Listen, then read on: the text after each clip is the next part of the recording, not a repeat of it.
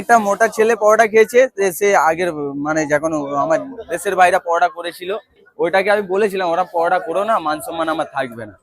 তো ওই যে রুটি রুটি করছে ওইটা একটু ভাইরাল মতো হয়েছে, সেইটাকে নিয়ে ও বেশিরভাগ ব্ল্যাকমেইল করছে আমার সাথে। আমার খুব খারাপ লেগেছে যে এটা করা খুব অন্যায় হয়েছে, বলো তোমরা নিজেরাই বলো।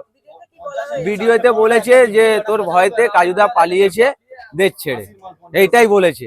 আমি কেন ভয়তে পালাবো দেশ ছেড়ে বলো?